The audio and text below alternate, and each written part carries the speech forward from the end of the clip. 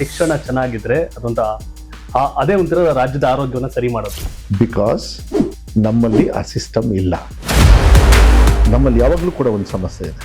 46,000 ಶಾಲೆ ಇದೆ. ಮಕ್ಕಳು ಶಾಲೆಗೆ ಬರ್ತಾ ಇದ್ರು, ಓಪನಿಂಗ್ ದಿವಸ ಟೀಚರ್ನ ಹುಡುಕ್ತಾ ಇದ್ರು, ಟೀಚರೇ ಇಲ್ಲ. ಯಾವತ್ತೂ ನಾನು ಒಬ್ಬ ವ್ಯಕ್ತಿಯಲ್ಲಾಗಲಿ ವ್ಯವಸ್ಥೆಲಾಗಲಿ ನೆಗೆಟಿವ್ ಬಗ್ಗೆ ಒಂದು ನೆಗೆಟಿವ್ ಆಗ್ತಿರುತ್ತೆ, ಆದರೆ ಪಾಸಿಟಿವ್ ಭಾಳ ಇದೆ. ನೋಡಪ್ಪ, ನಿನ್ನ ಮಗನೂ ಕೂಡ ಇಲ್ಲಿ ಫ್ರೀಯಾಗಿ ಎಜುಕೇಶನ್ ಕೊಡ್ತೀವಿ, ಮಧ್ಯಾಹ್ನ ಊಟಕ್ಕೆ ಮೊಟ್ಟೆ ಕೊಡ್ತೀವಿ. ಮುಂಚೆ ಇರಲಿಲ್ಲ. ಬೆಳಗ್ಗೆ ಹಾಲು ಕೊಡ್ತೀವಿ, ರಾಗಿ ಮಾಡಿ ಕೊಡ್ತೀವಿ. ಉಗಿಯೋದೇ ನಿಮ್ಮ ಕೆಲಸ ಅಂತ ಹೇಳಿದ್ರೆ ಮೋಸ್ಟ್ಲಿ ಅದು ಮಿರರ್ ಇದ್ದಂಗೆ, ನಿಮ್ಮ ಮುಖಕ್ಕೆ ಉಗಿಸ್ಕೊಂಡೆ ಅಂತ ಹೇಳಿ ನಾನು ಆಗ್ತೇನೆ. ಯಾಕೆಂದ್ರೆ ನೀವು ಈಗ ಬದುಕೋದು ನಿಮ್ಮ ಮಕ್ಕಳಿಗೋಸ್ಕರ. ಈ ದಿಶನ ಇನ್ನೂ ಬದಲಾವಣೆ ಆಗಬೇಕಾ? Quality, equality, accessibility. ಕ್ವಾಲಿಟಿ ಕೊಡಬೇಕು, ಈಕ್ವಾಲಿಟಿ ಸಮಾನತೆ ಇರಬೇಕು, ಆಕ್ಸೆಸಿಬಿಲಿಟಿ ಅಂದರೆ ಎಲ್ಲರಿಗೂ ಕೂಡ ಆಕ್ಸೆಸ್ ಇರಬೇಕು. ನಾನು ಎಕ್ಸೆಪ್ಟ್ ಮಾಡಬೇಕು ಅಂತ ಹೇಳಿದ್ರೆ ನನಗೇನಾದರೂ ಒಂದು ಒಳ್ಳೇದು ಹೇಳ್ಕೊಡು. ಇನ್ನು ಒಳ್ಳೇದಿತ್ತು ಅಂದರೆ ಗ್ಯಾರಂಟಿ ನಾನು ಮಾಡ್ತೀನಿ. ನೀವು ಸಣ್ಣ ಆಗ್ಬೇಕಲ್ವಾ? ಅದು ಒಂದು ಉತ್ತಮ ಆಹಾರದಿಂದ ಸಣ್ಣ ಆಗ್ಬೇಕಲ್ವಾ? ಪ್ರತಿದಿನ ನಮ್ಮ ಜೀನಿ ಸ್ಲಿಮ್ನ ಯೂಸ್ ಮಾಡಿ ಯಾವುದೇ ಸೈಡ್ ಎಫೆಕ್ಟ್ ಇಲ್ದಂಗೆ ನೀವು ಸಣ್ಣ ಆಗ್ತೀರಾ. ಯಾವತ್ತೂ ನಾನು ಒಬ್ಬ ವ್ಯಕ್ತಿಯಲ್ಲಾಗಲಿ ವ್ಯವಸ್ಥೆಲಾಗಲಿ ನೆಗೆಟಿವ್ ಬಗ್ಗೆ ಒಂದು ನೆಗೆಟಿವ್ ಆಗ್ತಿರುತ್ತೆ, ಆದರೆ ಪಾಸಿಟಿವ್ ಭಾಳ ಇದೆ ಅಂತ. ಯಾಕಂದ್ರೆ ಈ ಶಿಕ್ಷಣ ವ್ಯವಸ್ಥೆಯಲ್ಲಿ ಬಹುತೇಕ ಜೀವನ ಜರ್ನಿ ಶುರುವಾಗದೆ ಓದಿನಲ್ಲಿ. ಅವನ ಎಜುಕೇಶನ್ ಮುಗಿಸಿದ್ಮೇಲೆ ಅವ್ನ ಭವಿಷ್ಯ ಮತ್ತೊಂದು ಜರ್ನಿ ಶುರುವಾಗುತ್ತೆ, ಅವ್ನು ಯಾವಂತ ಏನು ಅಂತ. ಹಾಗಾಗಿ SSLC ಬಹಳ ಮುಖ್ಯವಾದದ್ದು. ನೀವೊಬ್ಬ ಮಂತ್ರಿಯಾಗಿ ಅಲ್ಲಿ ವ್ಯವಸ್ಥೆನ ಎಷ್ಟು ಬದಲಾಯಿಸಿದಿರಿ ಅಂತಂದ್ರೆ, ಯಾಕೆ ನಾನು ಈ ವಿಷಯ ಇವತ್ತು ಹೇಳ್ತಾ ಇದ್ದೀನಿ ಅಂದ್ರೆ, ಒಳ್ಳೇದು ಅನ್ಬೇಕು. ಮಧು ಬಂಗಾರಪ್ಪರು ಮಾಡುವಂತ ಒಳ್ಳೆ ಕೆಲಸ ಒಳ್ಳೇದೊಂದು ತಪ್ಪೇನಿದೆ ಅದರಲ್ಲಿ. ಬಿಕಾಸ್ ಆಫ್ ನೀವು ಲಕ್ಷಾಂತರ ಜನ ವಿದ್ಯಾರ್ಥಿಗಳಿಗೆ ಭವಿಷ್ಯನ ಕಟ್ಕೊಳಕ್ಕೆ ಅವಕಾಶ ಮಾಡಿಕೊಟ್ಟಿದ್ದೀರಿ. ಬಟ್ ಇವತ್ತಿಗೆ ನಿಮ್ಗೆ ಅನ್ಸಿರುತ್ತೆ, ಯಾಕಂದ್ರೆ ಬಿಕಾಸ್ ಆಫ್ ಈ ಸರಿ ರಿಸಲ್ಟೇ ಆಗ್ಬೋದು, ನಿಮ್ಗೆ ಆಗ್ಲೇ ಆ ಪೇರೆಂಟ್ಸ್ ಮತ್ತೆ ಸ್ಟೂಡೆಂಟ್ಸ್ ರಿಯಾಕ್ಷನ್ ನೀವು ನೋಡಿದಿರಿ. ಈ ದಿಶನ ಇನ್ನು ಬದಲಾವಣೆ ಆಗ್ಬೇಕಾ? ಇನ್ನು ಚೇಂಜಸ್ ಆಗಲಿದೆಯಾ ಅಂತ? ಇನ್ನು ಫೈನಲ್ ಟಚಸ್ ಆಗಬೇಕು. ಬಿಕಾಸ್ 94 ಅಲ್ಲಿ ಮತ್ತೆ ಈಗ ಸೆಕೆಂಡ್ ಎಕ್ಸಾಮ್ ಅಲ್ಲಿ we are expecting another 3 to 4%. ಅದನ್ನ ಫಸ್ಟ್ ಎಕ್ಸಾಮಿಗೆ ಶಿಫ್ಟ್ ಮಾಡಬೇಕು. ಸೊ ಅದು ನಿಮ್ಗೆ ಚಾಲೆಂಜಸ್ ಆಗುತ್ತೆ. ಈಗ 90 ತಗೊಂಡ್ಮೇಲೆ 91 ತಗೊಳ್ಳೋದು, 92 ತಗೊಳ್ಳೋದು ಕಷ್ಟ, 93 ತಗೊಳ್ಳೋದು ಇನ್ನೂ ಕಷ್ಟ, 94 ತಗೊಳ್ಳೋದು ಇನ್ನೂ ಕಷ್ಟ. ಹಂಗೆ ಬರ್ತಾ ಬರ್ತಾ ಇನ್ನೂ ಕಷ್ಟ ಆಗುತ್ತೆ. ಸೊ ಅದು ಎಲ್ಲೆಲ್ಲಿ ಅಂತ ಹೇಳಿ ನೋಡ್ಕೊಂಡು ಸಮಾನತೆಯ ಶಿಕ್ಷಣವನ್ನ ಕೊಡ್ತಕ್ಕಂಥದ್ದು. ನಾನು ಇಂಗ್ಲಿಷಲ್ಲಿ ಕ್ವಾಲಿಟಿ, ಈಕ್ವಾಲಿಟಿ, ಆಕ್ಸೆಸಿಬಿಲಿಟಿ. ಕ್ವಾಲಿಟಿ ಕೊಡಬೇಕು, ಈಕ್ವಾಲಿಟಿ ಸಮಾನತೆ ಇರಬೇಕು, ಆಕ್ಸೆಸಿಬಿಲಿಟಿ ಅಂದ್ರೆ ಎಲ್ಲರಿಗೂ ಕೂಡ ಆಕ್ಸೆಸ್ ಇರಬೇಕು. ನೀವೊಂದು ಪೂರ್ವಕವಾಗಿ ಒಂದು ಮಾತು ಹೇಳಿದ್ರಿ, ಇವರು ನಾಳೆ ದಿವಸ ಅವ್ರಿಗೆ 1 ವರ್ಷ ಉಳಿಬೇಕಂತ. 1 ವರ್ಷ ಉಳಿಯೋದು ಒಂದೇ ಮಾಡ್ತಾರೆ. ನೋ, ಭವಿಷ್ಯ ಉಳಿಸೋದಲ್ಲ. ನಾಳೆ ದೇ ಆರ್ ಯುವರ್ ಲೈಬಿಲಿಟೀಸ್. ತಿಳ್ಕೊಳ್ಳಿ, ಖಂಡಿತ ಅವ್ರು ಯಾವ ದಿಕ್ಕಿಗಾದ್ರೂ ಹೋಗ್ಬೋದು.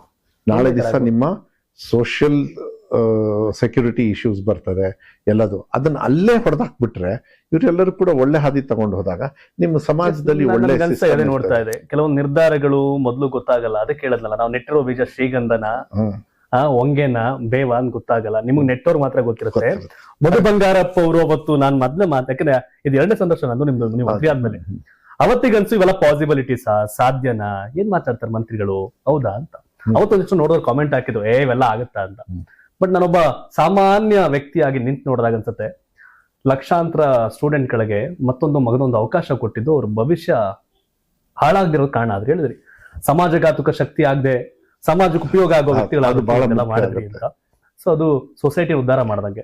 ಬಟ್ ಮಧು ಬಂಗಾರಪ್ಪ ಅವ್ರಿಗೆ ಇನ್ನೊಂದೇನೋ ಮಹತ್ವಾಕಾಂಕ್ಷಿ ಯೋಜನೆಗಳಿರುತ್ತೆ, ಇದಿಷ್ಟೇ ಅಲ್ಲ ಅಂತ. ಇಲ್ಲ, ಈಗ ಏನಂತ ಹೇಳಿದ್ರೆ ಎಲ್ಲರ ಮನಸ್ಸಲ್ಲೂ ಏನಿದೆ, ಈ ಪ್ರೈವೇಟ್ ಶಾಲೆಗಳಿಗೆ ಹೋಗ್ತಕ್ಕಂಥ ವ್ಯವಸ್ಥೆನ ನಮ್ಮ ಮಕ್ಕಳು ಹೋಗ್ಬೇಕು ಅನ್ನೋದು ಎದ್ದು ಕಾಣಿಸುತ್ತೆ ಕಮರ್ಷಿಯಲ್ ವ್ಯಾಲ್ಯೂಸ್ ನೋಡಿದಾಗ.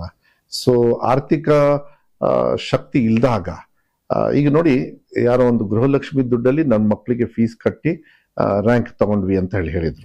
ಸೊ ಗೃಹಲಕ್ಷ್ಮಿ ದುಡ್ಡನ್ನ ಇದಕ್ಕೆ ಹಾಕಿ ಮಾಡಿ ಆ ಮಗು ಸಾಧನೆ ಮಾಡಿದ್ರೆ ಪ್ರೋಸೆಸ್ ಫುಲ್ ಕಂಪ್ಲೀಟ್ ಆಗುತ್ತೆ. ಬಟ್ ಎಲ್ಲರೂ ಅದಕ್ಕೆ ಕೊಡ್ತಾರ, ಇಲ್ಲ ಹೊಟ್ಟೆಪಾಡಿಗೆ ಇನ್ನೂ ಬದುಕ್ತಾ ಇದ್ದಾರ? ಬಹಳ ಕಷ್ಟ ಇನ್ನು ಅಲ್ಲೇ ಇದೆ. ಸೊ ಹಾಗಾದ್ರೆ ಇವ್ರಿಗೆ ಕೊಡ್ಬೇಕಂದ್ರೆ, ಸೊ ನಿಮಗೆ ಸಮಸ್ಯೆ ಗೊತ್ತಿದೆ ನಿಮ್ ಕಣ್ಣೆದುರುಗಡೆ. ಸೊ 2,000 ರೂಪಾಯಿ ಕ್ಯಾನ್ ಡೂ ಮ್ಯಾಜಿಕ್. ಆ ಮ್ಯಾಜಿಕ್ ಹೆಂಗ್ ಬಂತು ಅಂದ್ರೆ ಒಂದು ಸಿಸ್ಟಮ್ ಕ್ರಿಯೇಟ್ ಆಗಿತ್ತು. ಆ ಸಿಸ್ಟಮ್ ಜನರಲೈಸ್ ಮಾಡಿದಾಗ ನಮಗೆ ಎಕ್ಸ್ಪೆನ್ಸಿವ್ ಆಗೋದಿಲ್ಲ. ಸೊ ಒಂದು ಮಗು, ಈಗ ನಾನು ಒಂದು ಹೇಳ್ತೀನಿ, ಒಂದು ಮಗುನ ನೀವು ಯಾವ್ದಾದ್ರು ಶಾಲೆಗೆ ಸೇರಿಸ್ಬೇಕಾದ್ರೆ ಇತ್ತೀಚಿನ ದಿನಗಳಲ್ಲಿ ಮತ್ತೆ ಬೆಂಗಳೂರಲ್ಲಿ ಯಾವ ಶಾಲೆಯಲ್ಲಿ 1ನೇ ಕ್ಲಾಸಿಂದ 12ನೇ ಕ್ಲಾಸ್ ವರ್ಗಿದೆ ಅಲ್ಲಿ ಹೋಗಿ ಹುಡುಕಿ ಸೇರಿಸ್ತೀರಾ? ಕರೆಕ್ಟಾ? ಹಳ್ಳಿ ಕಡೆಗೆ ಹಂಗ ಆಗಲ್ಲ. ಹಳ್ಳಿ ಕಡೆಗೆ ಏನ್ ಮಾಡ್ತೀರಾ, ಅಂಗನವಾಡಿ ಇಲ್ಲಾಂದ್ರೆ LKG UKG ಅದು ನಮ್ಮೂರಲ್ಲಿ ಇರ್ತದೆ. ಇಲ್ಲ ಶಾಲೆನೂ ಕೂಡ ನಮ್ಮೂರಲ್ಲಿ ಇರ್ತದೆ. ಮಿಡ್ಲ್ ಸ್ಕೂಲಿಗೆ ಎಲ್ಲಿ ಕಳಿಸ್ತೀರಿ? ಪಕ್ಕದ ಊರಿಗೆ ಕಳಿಸ್ತೀರಿ. ಹೈಸ್ಕೂಲಿಗೆ ಎಲ್ಲಿ ಕಳಿಸ್ತೀರಿ? ಇನ್ನೊಂದು 4 ಕಿಲೋಮೀಟರ್ ದೂರ ಕಳಿಸ್ತೀರಿ. PUCಗೆ ಎಲ್ಲಿ ಕಳಿಸ್ತೀರಿ? 10 ಕಿಲೋಮೀಟರ್ ದೂರ ಕಳಿಸ್ತೀರಿ. ಡಿಗ್ರಿಗೆ ಎಲ್ಲಿ ಕಳಿಸ್ತೀರಿ? 25-30 ಕೆಲಸ ಕಳಿಸ್ತೀರಿ. ಯಾಕೆ ಒಂದೇ ಕಡೆ ಇಲ್ಲ? ಒಂದೇ ಕಡೆ ಯಾಕೆ ಕೊಡೋದಕ್ಕಾಗೋದಿಲ್ಲ? ಬಿಕಾಸ್ ನಮ್ಮಲ್ಲಿ ಆ ಸಿಸ್ಟಮ್ ಇಲ್ಲ. ಅದಕ್ಕೆ ಕರ್ನಾಟಕ ಪಬ್ಲಿಕ್ ಶಾಲೆ ಅಂತ ಹೇಳಿ ಒಂದು ಮಾಡೆಲ್ ಇದೆ. ಅದು ಜನರಲ್ ಆಗಿತ್ತು, ಅದು ಹಫಜಾಡ್ ಆಗಿತ್ತು. ಅದನ್ನ ಆರ್ಡರ್ ಹಾಕಿ ಒಂದು ಮಗು LKG UKG ಇಂದ 12ನೇ ಕ್ಲಾಸ್ವರೆಗೂ 14 ವರ್ಷದ ಕಲಿಕೆ ಒಂದು ಕಡೆ ಕೊಟ್ಬಿಟ್ರೆ, ನೀವು ಹೆತ್ತಿರೋ ಮಕ್ಕಳು, ನೀವು ನಾಳೆ ದಿವಸ ಕೂಲಿಗೆ ಹೋಗ್ತೀರಿ, ಗಂಡ ಹೆಂಡತಿ ಕೂಲಿಗೆ ಹೋಗ್ತೀರಿ, ಇಲ್ಲ ಎಲ್ಲೋ ಕೆಲ್ಸಕ್ಕೆ ಹೋಗ್ತೀರಿ, ಇಲ್ಲ ಏನೋ ಒಂದು ಚಿಕ್ಕ ಪುಟ್ಟ ದುಡಿಮೆ ಮಾಡ್ತಾ ಇದ್ರಿ. ನೀವು ಮಾಡ್ತಕ್ಕಂಥ ಸಂದರ್ಭದಲ್ಲಿ ನಿಮ್ಮ ಮಕ್ಕಳಿಗೆ ಎಜುಕೇಶನ್ ಕೊಡೋದೇ ನಿಮ್ಮ ಉದ್ದೇಶ. ಯಾಕೆಂದ್ರೆ ನೀವು ಈಗ ಬದುಕೋದು ನಿಮ್ಮ ಮಕ್ಕಳಿಗೋಸ್ಕರ. ನನಗೋಸ್ಕರ ನಾನು ಬದುಕ್ತಾ ಇರ್ಬೋದು, ಬಟ್ ನನ್ನ ಫ್ಯೂಚರ್ನ ಆಸೆ, ನನ್ನ ಎಲ್ಲೋ ಒಂದ್ ಹತ್ರ ಹಿಡನ್ ಅಜೆಂಡಾ ಏನಿರುತ್ತೆ, ನನ್ನ ಮಗ, ನನ್ನ ಮಕ್ಕಳು, ನನ್ನ ಕೇರಿ ಮಕ್ಕಳು, ನನ್ನ ರಾಜ್ಯದ ಮಕ್ಕಳು, ಇದೇನು ಆಸೆ ಇದೆಯಲ್ಲ ಅದಕ್ಕೆ ಬರ್ಬೇಕು ಅಂತ ಹೇಳಿದ್ರೆ ಈ ವ್ಯವಸ್ಥೆ ಕೊಟ್ಟಾಗ ಮಾತ್ರ ಸಾಧ್ಯ. ಅದಕ್ಕೆ ಆ ತಲೆನೋವು ಇರಬಾರ್ದು. ಈ ಶಿಫ್ಟಿಂಗ್ ಇದೆಯಲ್ಲ ಅದ್ರ ಬದಲು ನಾವ್ ಇಲ್ಲಿ ಮಗು ಸೇರಿಸ್ಬಿಟ್ರೆ ಅಲ್ಲಿವರೆಗೂ ಇದ್ರೊಳಗೆ ಏನ್ ಹೆಲ್ಪ್ ಆಗುತ್ತೆ ಅಂದ್ರೆ, ಒಂದು ಮಗು ವೀಕ್ ಇತ್ತು ಅನ್ಕೊಳ್ಳಿ, 14 ವರ್ಷ ಆ ಮಗು ಆ ವೆಸಿನಿಟಿಯಲ್ಲಿ ಸಿಕ್ಕಾಕೊಳ್ಳುತ್ತೆ. ನಾನು ಐಡೆಂಟಿಫೈ ಮಾಡ್ತೀನಿ. ನಾನೊಂದು ಕಂಡ್ಕೊಂಡೆ, ಒಂದು ಗಿಡ 2 ವರ್ಷ ಒಂದ್ ಕಡೆ ಮತ್ತೆ ಇನ್ನೊಂದ್ ಕಡೆ ನೆಟ್ಟಾಗ ಬೆಳವಣಿಗೆ ಕುಂಠಿತ ಆಗುತ್ತೆ, ವಾತಾವರಣಕ್ಕೆ ಬೇರ್ ಬಿಡಕ್ಕೆಲ್ಲ ಇದಾಗುತ್ತೆ. ಒಂದೇ ಕಡೆ 14 ವರ್ಷ ಒಂದ್ ಗಿಡ ಇದ್ದಾಗ ಏನಾಗುತ್ತೆ, ಮರ ಆಗುತ್ತೆ. ಗೊತ್ತಿರುತ್ತೆ. ಈಗ ನಾನು ನೀರ್ ಹಾಕಿದ್ದೀನಿ, ಆ ನೀರು ಆ ಗಿಡ ಆ ಸಸಿ ಯಾವ್ದೋ ಒಂದ್ ಸಸಿ ಯಾಕೋ ವೀಕ್ ಆಗ್ತಾ ಇತ್ತಲ್ಲ ಅಂತ ಹೇಳಿದ್ರೆ ನಾನು ಅಟೆಂಡ್ ಮಾಡ್ತೀನಿ. ಇಲ್ಲ ಇದನ್ನ ನನ್ನ ರಾಜ್ಯದಲ್ಲಿ ಇಂಪ್ಲಿಮೆಂಟ್ ಮಾಡಬೇಕು, ನಾನು ಇದೇನೋ ಆದ್ರೆ ಮಾಡ್ಬೇಕು, ಏನಾಯ್ತಾ? ದೇಶ ವಿದೇಶ ನಾನು ಈ ದೇಶ ವಿದೇಶ ಎಜುಕೇಶನ್ ಇದಕ್ಕೆ ಅಂತ ಏನ್ ಸುತ್ತಿಲ್ಲ. ಒಂದ್ 2-3 ಸತಿ ಆ ಫಿನ್ಲ್ಯಾಂಡ್ ಅವರು ಎಜುಕೇಶನ್ ಮಿನಿಸ್ಟರ್ ಬಂದಿದ್ರು, ಅವಾಗ ಅವ್ರನ್ನ ಭೇಟಿ ಮಾಡಿದೆ. ಒಂದೇ ಮೀಟಿಂಗ್ ಎಲ್ಲ ತಿಳ್ಕೊಳಕ್ ಆಗೋದಿಲ್ಲ. ನಾನು ಅಷ್ಟು ದೊಡ್ಡ ಮನುಷ್ಯ ಅಂತ ಹೇಳೋದಕ್ಕೆ ಹೋಗೋದಿಲ್ಲ. ಇಲ್ಲಿರ್ತಕ್ಕಂಥದ್ರಲ್ಲೇ ಸಾಕಷ್ಟು, because I think we have the best education system. It has to be implemented very well. ಅದೊಂದು ನಾವು ತಪ್ಪು ಮಾಡಿದೀವಿ ಅಂತ ಹೇಳಿ ಅನ್ಸುತ್ತೆ. ಆ ತಪ್ಪುಗಳು ದೊಡ್ಡದಾಗಿ ಬೆಳೆದು, ಈಗ ಟೀಕಾ ಟಿಪ್ಪಣಿ ಬಗ್ಗೆ ನೀವ್ ಹೇಳಿದ್ರಿ, ಅನಿವಾರ್ಯವಾಗಿ ನಾನು ಒಳ್ಳೆ ಕೆಲಸ ಮಾಡಿದ್ರು ಕೂಡ ಸ್ವಾರ್ಥಕ್ಕೆ ಮಾಡ್ತಾರೋ, ಇಲ್ಲ ಒಂದು ಪಕ್ಷಕ್ಕೆ ಸೇರ್ಕೊಂಡು, ಇಲ್ಲ ಅವ್ರ ಡ್ಯೂಟಿನೇ ಅದು whether they are paid for it ಗೊತ್ತಿಲ್ಲ ನನಗೆ. ಎಲ್ಲಾ ಕ್ಯಾಟಗರಿ ಅವರು ಇರ್ತಾರೆ. ಅದನ್ನೇ ಸ್ವಲ್ಪ ಯೋಚನೆ ಮಾಡಿ ಒಳ್ಳೇದೊಂದು ಕಾಂಟ್ರಿಬ್ಯೂಷನ್ ಮಾಡಿದ್ರೆ ಮೋಸ್ಟ್ಲಿ ಅವ್ರ ಮಕ್ಕಳು ಕೂಡ ನನ್ನ ಶಾಲೆಯಲ್ಲೇ ಓದ್ತಾ ಇದ್ದಾರೆ, ಹುಷಾರಾಗಿರ್ಲಿ ಅಂತ ಅವ್ರಿಗೆ ಹೇಳ್ಬೋದೇ ಹೊರತು, ಇನ್ಸ್ಟೆಡ್ ಆಫ್ ಅವ್ರಿಗೆ ಹೋಗ್ಬಿಟ್ಟು ನೀನ್ ಮತ್ತೆ ಅವನನ್ನ ಹುಡ್ಕೊಂಡು ಹೋಗಿ ಅವನನ್ನ ಬೈಕೊಳ್ಳೋದ್ರ ಬದಲು, ನೋಡಪ್ಪ ನಿನ್ ಮಗನು ಕೂಡ ಇಲ್ಲಿ ಫ್ರೀಯಾಗಿ ಎಜುಕೇಶನ್ ಕೊಡ್ತೀವಿ, ಮಧ್ಯಾಹ್ನ ಊಟಕ್ಕೆ ಮೊಟ್ಟೆ ಕೊಡ್ತೀವಿ, ಮುಂಚೆ ಇರ್ಲಿಲ್ಲ, ಬೆಳಗ್ಗೆ ಹಾಲು ಕೊಡ್ತೀವಿ, ರಾಗಿ ಮಾಲ್ಟ್ ಕೊಡ್ತೀವಿ, ಪಠ್ಯ ಪುಸ್ತಕ ಫ್ರೀ ಕೊಡ್ತೀವಿ, ಶೂಸು, ಸಾಕ್ಸು, ಬಟ್ಟೆ, ಯೂನಿಫಾರ್ಮು, ಕರೆಂಟ್ ಫ್ರೀ ಕೊಡ್ತಾ ಇದೀವಿ. ಒಂದೊಂದನ್ನು ಕೂಡ ನಾನು ಬೇಕಾದ್ರೆ ಒಂದ್ ಸ್ವಲ್ಪ ನೀವು ಟೈಮ್ ಕೊಟ್ರೆ I can just with in 3-4 minutes ನಾನು ಹೇಳಲಿಕ್ಕೆ ಇಷ್ಟಪಡ್ತೀನಿ. ಸೊ ಟೀಕಾ ಟಿಪ್ಪಣಿದಾರರಿಗೆ ಅದನ್ನ ಕನ್ವರ್ಟ್ ಮಾಡಿ, ಇನ್ಸ್ಟೆಡ್ ಆಫ್ ಉಗಿಯೋದೇ ನಿಮ್ ಕೆಲಸ ಅಂತ ಹೇಳಿದ್ರೆ, ಮೋಸ್ಟ್ಲಿ ಅದು ಮಿರರ್ ಇದ್ದಂಗೆ, ನಿಮ್ ಮುಖಕ್ಕೆ ಉಗ್ತಂಗೆ ಅಂತ ಹೇಳಿ ನಾನು ಹಾಕ್ತೇನೆ. ನಾನು ಯಾರೋ ನನ್ಗೆ ಉಗಿತಾರ ಅನ್ನೆಸೆಸರಿ ಅಂದ್ರೆ, ಅನ್ಲೆಸ್ ಇಟ್ ಡಸಂಟ್, ನಾನು ಮಿರರ್ ಇಟ್ಬಿಡ್ತೀನಿ. ಸೊ ಉಗ್ದಾಗ ನೀನ್ ಯಾರಿಗೆ ಉಗಿತಾ ಇದೆಯಾ ಅಷ್ಟಕ್ಕೆ ಅವ್ರಿಗೆ ನೀನು ಅಂತ ಹೇಳ್ಬೇಕಾಗತ್ತೆ. ಅದನ್ನ ನಾನು ಈ ಮಿರರ್ ತೆಗಿಬೇಕು ಅಂತ ಹೇಳಿದ್ರೆ, ನಾನು ಎಕ್ಸೆಪ್ಟ್ ಮಾಡ್ಬೇಕು ಅಂತ ಹೇಳಿದ್ರೆ, ನನಗೇನಾದ್ರೂ ಒಂದು ಒಳ್ಳೇದು ಹೇಳ್ಕೊಡು. ನೀನ್ ಒಳ್ಳೇದಿತ್ತು ಅಂದ್ರೆ ಗ್ಯಾರಂಟಿ ನಾನು ಮಾಡ್ತೀನಿ. ಯಾಕಂದ್ರೆ ನನ್ನ ಡ್ಯೂಟಿ ಅದು. ಐ ಆಮ್ ಪೇಯ್ಡ್ ಸ್ಯಾಲ್ರಿ ಕೊಡ್ತಾ ಇದ್ದೀನಿ. ನೀವು ಉಗಿತಾ ಇದೆಯಲ್ಲ, ನೀನು ಕೂಡ ನಿನ್ ಟ್ಯಾಕ್ಸ್ ನನಗೆ ಬರ್ತಾ ಇರೋದು. ನಾನ್ ನಿಯತ್ತಾಗಿ ಸಂಬಳ ತಗೋತಾ ಇದ್ದೀನಿ, ನೀನ್ ನಿಯತ್ತಿಲ್ದೆ ಉಗಿತಾ ಇದೀಯ ಅಷ್ಟೇ. ಒಳ್ಳೇದ್ ಹೇಳಿ ಕೇಳ್ತೀನಿ, ಸರಿಯಾಗಿದ್ರೆ ಹೇಳಿ ಕೇಳ್ತೀನಿ. ಟ್ಯಾಕ್ಸ್ ಕಟ್ತಾ ಇದೀಯ, ಈ ತಲೆಹರಟೆ ಯಾವ್ದು ಕೇರ್ ಮಾಡಿ. ನೀನ್ ಟ್ಯಾಕ್ಸ್ ಕಟ್ತಾ ಇದೆಯಾ, ಅದ್ರಲ್ಲಿ ನಂಗೆ ಸಂಬಳ ಬರ್ತಾ ಇದೆ. ನೀನ್ ಟ್ಯಾಕ್ಸ್ ಕಟ್ಟಿ ನಾನು ಉಗಿತಾ, ನೀನ್ ದಂಡ ಹಾಕ್ತಾ ಇದೆಯಾ, ನಾನ್ ಬುದ್ಧಿವಂತ ಆಗ್ತಾ ಇದ್ದೀನಿ. ಯಾಕಂದ್ರೆ ನಿನ್ ಮಕ್ಳು ಕೂಡ ಇಲ್ಲೇ ಬುದ್ಧಿವಂತರಾಗಿ ನಾ ಮಾಡ್ತಾ ಇದ್ದೀನಿ. ಹಂಗ್ ತಗೊಂಡಾಗ ಬೇರೆ ರೀತಿ ಆಗುತ್ತೆ. ನೋಡಿ, ಫಸ್ಟ್ ಇಂದ ನಾನು ಇವತ್ತವರೆಗೂ ನಾನು ನೋಡೋದಾದ್ರೆ ಬದಲಾವಣೆನ ಹೆಂಗ್ ಮಾಡಿದ್ವಿ ಅಂದ್ರೆ, ಮೇ 29 ಮಾನ್ಯ ಮುಖ್ಯಮಂತ್ರಿಗಳನ್ನ ಶಾಲೆಗೆ ಮಕ್ಕಳಿಗೆ ವೆಲ್ಕಮ್ ಮಾಡಿದ್ವಿ. ಹೋದ ವರ್ಷ 2025. ಈ 2 ವರ್ಷದೊಳಗೆ ಸಮಸ್ಯೆಗಳನ್ನ ಇಂಪ್ಲಿಮೆಂಟ್ ಮಾಡೋ ಸಂದರ್ಭ, ಮಾಡ್ತಾ ಇದ್ವಿ. ಅದಕ್ಕೆ ಒತ್ತು ಕೊಡ್ತಕ್ಕಂಥ, ಅದಕ್ಕೆ ವ್ಯಾಲ್ಯೂ ಕೊಡ್ತಕ್ಕಂಥ, ಅದಕ್ಕೆ ಇಂಪಾರ್ಟೆನ್ಸ್ ಕೊಡ್ತಕ್ಕಂಥ, ಆ ಡೈರೆಕ್ಷನ್ ತಗೊಂಡೋಗಿ ಕೂರಿಸ್ತಕ್ಕಂಥ ಸಂದರ್ಭ. ಸೊ ಯಾಕೆ ನಾನು ಮಾನ್ಯ ಮುಖ್ಯಮಂತ್ರಿಗಳಿಗೆ ಬನ್ನಿ ಸರ್ ಮಕ್ಕಳನ್ನ ವೆಲ್ಕಮ್ ಮಾಡಿ ಅಂತ ಕೇಳಿದೆ? ಬಿಕಾಸ್ ನಮ್ಮಲ್ಲಿ ಯಾವಾಗ್ಲೂ ಕೂಡ ಒಂದು ಸಮಸ್ಯೆ ಇದೆ. 46,000 ಶಾಲೆ ಇದೆ. ಮಕ್ಕಳು ಶಾಲೆಗೆ ಬರ್ತಾ ಇದ್ರು, ಓಪನಿಂಗ್ ದಿವಸ ಟೀಚರ್ನ ಹುಡುಕ್ತಾ ಇದ್ರು. ಟೀಚರೇ ಇಲ್ಲ. ಸೊ ಮುಖ್ಯಮಂತ್ರಿಗಳು 29ಕ್ಕೆ ಮೇ ಬಂದ್ರು. ಮೇ 30ನೇ ತಾರೀಕು ಶಾಲೆಗಳು ಸ್ಟಾರ್ಟ್ ಆಯ್ತು. ಬಜೆಟ್ ಅಲ್ಲಿ ನೋಡಿ 2025 ಬಜೆಟ್ ಅಲ್ಲಿ ಶಿಕ್ಷಕರ ಕೊರತೆ ಇದೆ, ಇಲ್ಲ ಅಂತ. ಅತಿಥಿ ಶಿಕ್ಷಕರು also qualified teachers they are. Yes. So ಈ ಅತಿಥಿ ಶಿಕ್ಷಕರನ್ನ ಸ್ಕೂಲ್ ಶುರು ಆಗಕ್ಕಿಂತ ಮುಂಚೆನೆ ತಗೊಂಡ್ವಿ ನಾವು. ಸೊ ಅವರು ಮಕ್ಕಳಿಗೆ ಕಾಯ್ತಾ ಇದ್ರು. ಎಸ್. ಸೊ ಮಕ್ಕಳು ಶಾಲೆಗೆ ಬಂದ್ರು. ಶಿಕ್ಷಕರ ಕೊರತೆ ನೀಗ್ಸದ್ರಿ. ಅಲ್ಲ, ನೀಗ್ಸೋದ್ರಕ್ಕಿಂತ ಮಕ್ಕಳಿಗೊಂದು ವಿಶ್ವಾಸ ಕೊಟ್ವಿ. ಈ ಶಾಲೆಯಲ್ಲಿ ಮನುಷ್ಯರಿದಾರಪ್ಪ, ಟೀಚರ್ಸ್ ಇದಾರಪ್ಪ, ಪಾಠ ಹೇಳ್ಕೊಡ್ತಾರಪ್ಪ. ಜವಾಬ್ದಾರಿ ಟೀಚರಿಗೂ ಆಯ್ತು, ವಿಶ್ವಾಸ ಮಕ್ಕಳಿಗೆ ಬಂತು. ನಾನ್ ಶಾಲೆಗೆ ಬರೋದು ಓದಕ್ಕೆ, ಇಲ್ಲೊಬ್ರು ಇದಾರೆ ಪಾಠ ಹೇಳ್ಕೊಡಕ್ಕೆ ಅಂತ. ಅದು ಖಾಲಿ ಇರ್ಲಿಲ್ಲ, ಅದು ಫುಲ್ ಇತ್ತದು. ಅಲ್ಲಿಂದ ಸ್ಟಾರ್ಟ್ ಆಗಿರ್ತಕ್ಕಂಥದ್ದು. 2023 ನಾನು ಕನ್ನಡದಲ್ಲಿ ಏನೋ ಒಂದು ವರ್ಡ್ ತಪ್ಪು ಮಾಡಿರ್ಬೋದು, ಟೀಕಾ ಟಿಪ್ಪಣಿಯನ್ನ ಮಾಧ್ಯಮದವ್ರು ಬಹಳ ಕೀಳ್ಮಟ್ಟದಲ್ಲಿ ಮಾಡಿದ್ರು. It's okay. ಬಟ್ 2023 ನವೆಂಬರ್ 1ನೇ ತಾರೀಕು ಅವತ್ತೇ ಕಂಠೀರವ ಸ್ಟೇಡಿಯಂ ಅಲ್ಲಿ ಒಂದು ದೊಡ್ಡ ಘೋಷಣೆ ಆಗುತ್ತೆ. ಅದು ಚಿಕ್ಕದಾಗಿ ಕಾಣಿಸುತ್ತೆ ಎಲ್ಲರಿಗೂ, ಬಹಳ ಚಿಕ್ಕದಾಗಿ ಕಾಣಿಸುತ್ತೆ. ಸೂರ್ಯನ ಎಷ್ಟು ಬಹಳ ಚಿಕ್ಕದಾನೆ ಸೂರ್ಯ ಬಹಳ ಚಿಕ್ಕದಲ್ವಾ?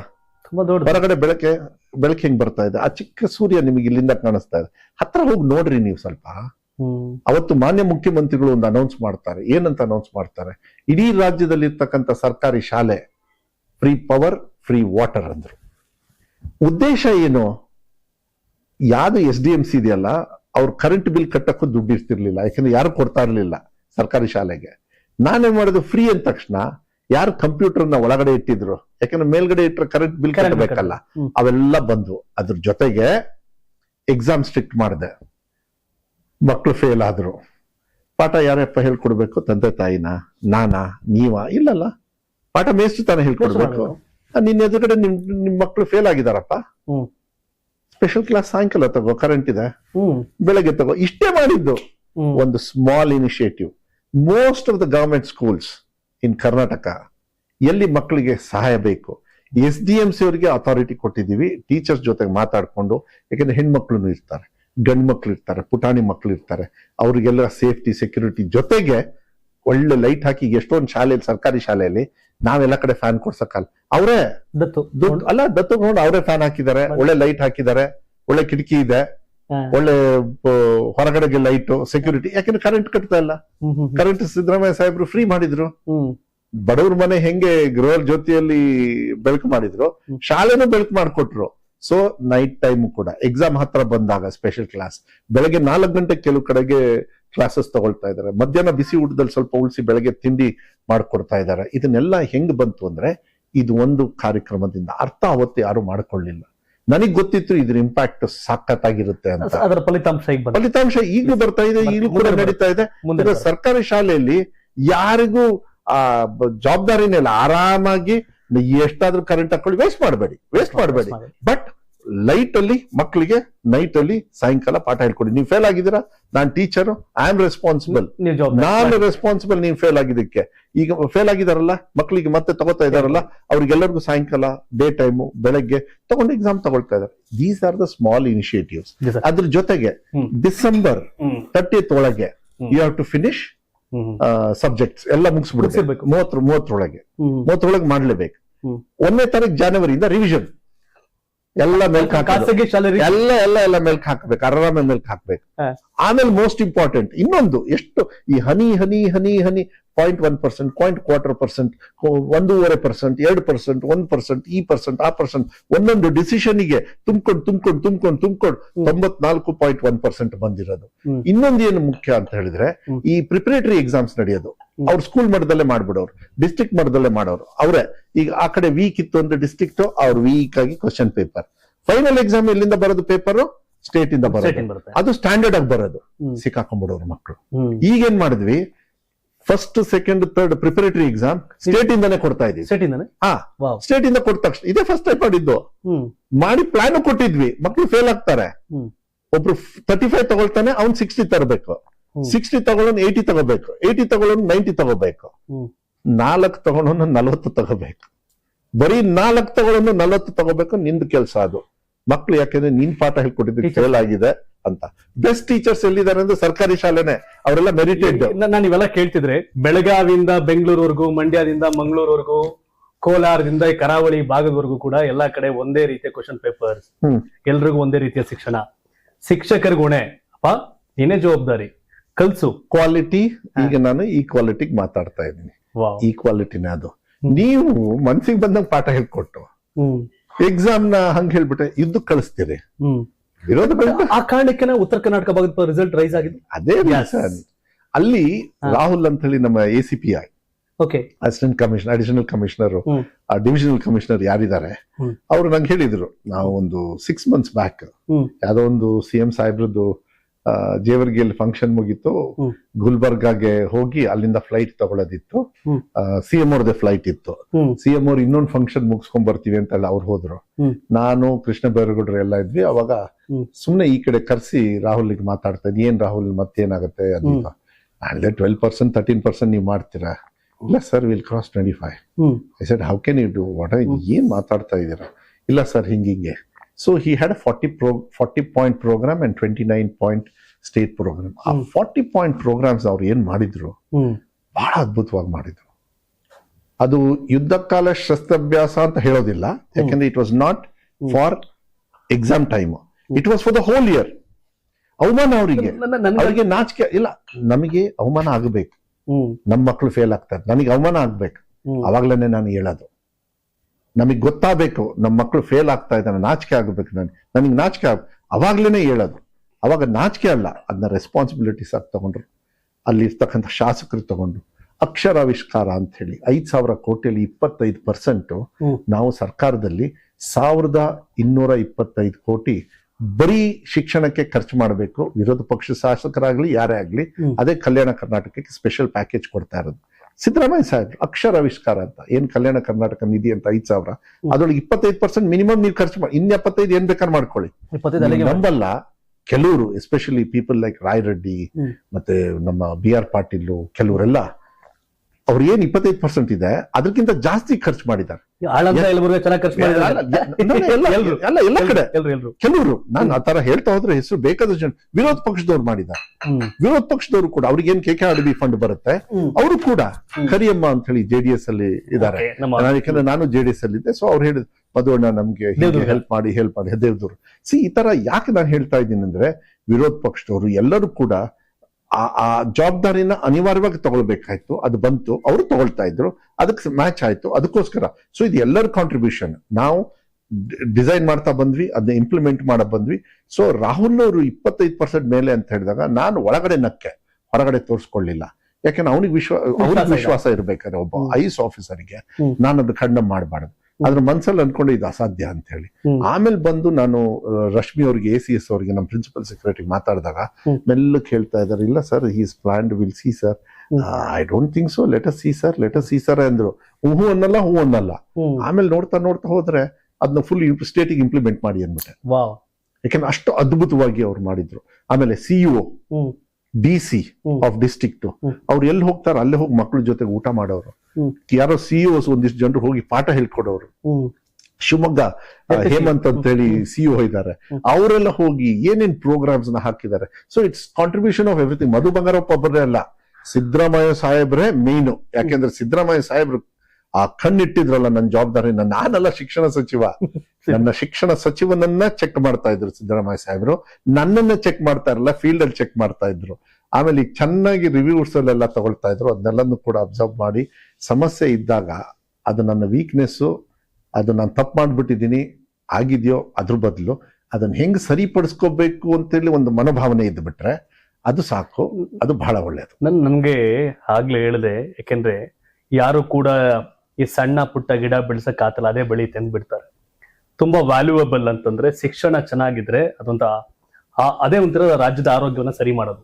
ಹಾಗಾಗಿ ಜಿಲ್ಲಾ ಪಂಚಾಯತ್ CEO ಇಂದ ಹಿಡಿದು ಎಲ್ಲಾ ಅಧಿಕಾರಿಗಳು, ವಿರೋಧ ಪಕ್ಷ ಶಾಸಕರು ಎಲ್ಲರೂ ಕೂಡ ಅದಕ್ಕೆ ಮಾಡ್ಬೇಕಾದ ಹಣ ಖರ್ಚು ಮಾಡಿ ಮಾಡ್ತಾ ಇದಾರೆ. ಯಾಕೆ ವಿಷಯ, ವ್ಯಾಲ್ಯೂಬಲ್ ಟೀಕಾ ಟಿಪ್ಪಣಿದಾರರು ಕೂಡ ಬಿಕಾಸ್ ಆಫ್ ಈ ಐಡಿಯಾ ಚೆನ್ನಾಗಿತ್ತು, ಒಳ್ಳೇದನ್ನ ಸೀಡ್ ಮಾಡಿದ್ರಿ.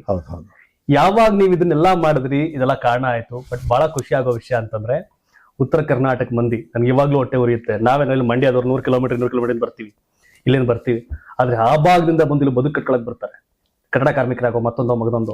ಒಳ್ಳೆ ಎಜುಕೇಶನ್ ಸಿಕ್ತಾಗ ಸಮಾಜಕ್ಕೆ ಮತ್ತೆ ಅವರ ಸಂಸಾರಕ್ಕೆ ಎರಡಕ್ಕೂ ಅನುಕೂಲ ಆಗುತ್ತೆ. ಹಾಗಾಗಿ ಆ ದಿವಸದಲ್ಲಿ ಈ 3 ವರ್ಷದ ಜರ್ನಿ ಏನು ಮಧು ಬಂಗಾರಪ್ಪ ಅಂತ ಪ್ರಶ್ನೆ ಮಾಡೋರ್ಗೆ, ಕೇಳೋರ್ಗೆ ಕೂತಿದ್ದನ್ನು ಸಂಪೂರ್ಣವಾಗಿ ಒಂದಷ್ಟು ಈ ಜರ್ನಿನ ನೋಡ್ಬಿಟ್ರೆ ಕೇಳ್ಬಿಟ್ರೆ ವಾವ್ ಅಂತ ಅರ್ಥ ಆಗುತ್ತೆ. ನಾನು ಒಂದಷ್ಟು ಎಲ್ಲ ಪ್ರಶ್ನೆಗಳು ಕೇಳಿದೆ. ಕೃಷ್ಣ ಸಚಿವರು ಮಧು ಬಂಗಾರಪ್ಪ ಅವ್ರು ಬರ್ತಾವ್ರೆ, ಏನ್ ಪ್ರಶ್ನೆಗಳ ಕೇಳ್ತೀನಿ ಅಂತ. ನಾನು ಹಿಂಗ್ ಕೇಳಕ್ ಶುರುವಾಗ್ತಾ ಹೋದಂಗೆ ಅಯ್ಯೋ ದೇವರೇ, ಒಳ್ಳೇದ್ ಹೇಳಕ್ 1000 ಬಿದ್ದೈತಿ ಇಲ್ಲಿ. ನೀವು ಸಣ್ಣ ಆಗ್ಬೇಕಲ್ವಾ, ಅದು ಒಂದು ಉತ್ತಮ ಆಹಾರದಿಂದ ಸಣ್ಣ ಆಗ್ಬೇಕಲ್ವಾ. ಪ್ರತಿದಿನ ನಮ್ಮ ಜೀನಿ ಸ್ಲಿಮ್ ನ ಯೂಸ್ ಮಾಡಿ ಯಾವುದೇ ಸೈಡ್ ಎಫೆಕ್ಟ್ ಇಲ್ದಂಗೆ ನೀವು ಸಣ್ಣ ಆಗ್ತೀರಾ.